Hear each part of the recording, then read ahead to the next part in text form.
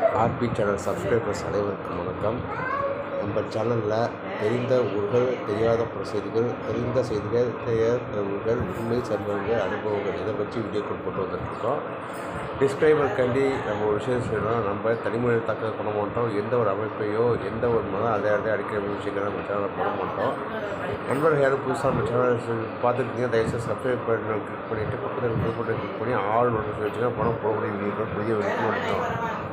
இன்னும் ஒரு பரபரப்பான தீர்ப்பு தமிழ்நாட்டில் ஒரு மிகப்பெரிய ஒரு எல்லாரையும் பாதிக்கிற மாதிரி ஒரு தீர்ப்பு வந்திருக்கு. அது என்னென்னா, சத்துணவு பணியாளர்களுக்கு 10ஆம் வகுப்பு கேள்வி அல்லது 10ஆம் வகுப்பு தேர்ச்சி அல்லது தமிழ் எழுத படிக்க தெரிந்திருக்க வேண்டும்.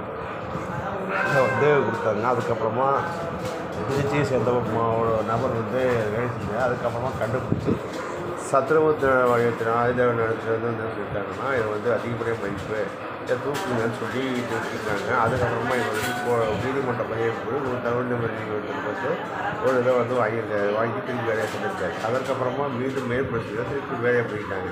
இப்போ அவர் சொன்ன விஷயம் என்னென்னா, எல்லாத்துலேயும் நீதிமன்றம்னா எல்லாத்துக்கும் ஒரு குறைந்தபட்ச தகுதி இருக்கா, தகுதி தகுதியை சொல்லுங்க அப்படின்னு சொல்லியிருக்காங்க. இப்போ இதை எல்லா துறையிலும் முக்கியமான டிஎன்பிசிக்கு இந்த விஷயத்தை டிஎன்பிசிக்கு கோரிக்கை போயிருக்கு. இதுதான் இப்போ பேசப்பட இருக்குது. குரூப் 4 தேர்ச்சி பார்த்தீங்கன்னா 10ஆம் வகுப்பு தரம் சொல்லிட்டு எதுக்கு நீங்கள் ஐஏஎஸ் லெவலில், அதாவது இந்திய குடிமை பணியாளர்களுக்கு நிகரான ஒரு செயல்பாடுகளை வச்சுருக்கீங்க. ஏன்னா ரொம்ப பேர் டிகிரி முடிச்சுட்டு தான் அதுக்கு அப்ளை பண்ணுறாங்க. குரூப் 1ஆக இருக்கட்டும், குரூப் 2ஆக இருக்கட்டும், குரூப் 2A இருக்கட்டும், இல்லை குரூப் 4 முதல்ல நம்ம என்ன சிலபஸ் செட் பண்ணுறோம் இந்த விஷயம் தெளிவாக மாணவர்களுக்கு படிக்கிறது 50 பேர் லாபம் தான் டிகிரி இருப்பாங்க. புதுசாக பண்ணிங்கன்னா சரி அமல்படுத்துறீங்கன்னு சொல்லி வச்சுக்கணும். நம்ம உங்கள் பணிக்கு நான் வரோம், அமல்படுத்துகிறோம், மாணவர்களோட நிறைய வேலை வாய்ப்புகள் குறையுது அப்படின்னு சொல்கிறீங்கள, அது கேட்டுக்கிறோம். அதேமாரி டிஎன்பிசி மட்டும் இல்லை, போக்குவரத்துறை, சத்துணவுத்துறை, முக்கியமாக ரேஷன் கடை, நியாய விலை கடையில் எத்தனை பேர் டிகிரி முடிச்சுட்டு வேலையை உட்காந்துருக்காங்க, அதை கரையிடுங்க. மின்சாரத்துறை கரையிடுங்க, போக்குவரத்துறை கரையிடுங்க. எல்லாத்தையும் பேசிட்டு ஒருங்கிணைச்சு அதுக்கு தகுதி வச்சு அதுக்கப்புறமா டிஎன்பிசி இது பண்ணுங்க. இல்லையா பொது வாக்கெடுப்பு நடத்துங்க.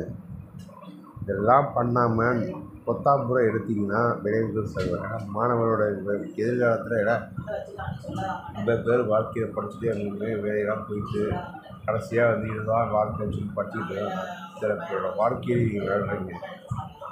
ஏற்கனவே ஒரு விஷயம் நடந்திருக்கு. அதுக்கப்புறமா இந்த அரசு நடந்து எளிமையாக போயிட்டு இருக்கு நம்பிக்கையில் தான் திருமணம் பண்ணியிருக்காங்க. புதிய மாணவர்கள் மட்டும் இல்லை, ஏற்கனவே படிச்சுட்டு இருக்காங்க. டிஎன்பிசிக்கு தமிழ்நாடு பழையார் தேர்தல் தான் கனவு, வேலைக்கு குரூப் 4 தேர்வாவது போய் உட்கார்ந்துடணும் படிச்சுட்டு இருக்காங்க. அவங்களோட கனவுலாம் நீங்கள் மண்ணடி போடுறீங்கன்னு தயவுசெய்து இந்த உத்தரவை திருப்பி வாங்க. இல்லை அமல்படுத்தி தான் ஆகணும்னா மற்ற துறையில் எடுங்க, லிஸ்ட் எடுங்க, அத்தனை பேர் வேலை விட்டுருக்குங்க. இதுதான் நம்ம சேனல் வைக்கக்கூடிய அரசுக்கு வைக்கக்கூடிய கோரிக்கை.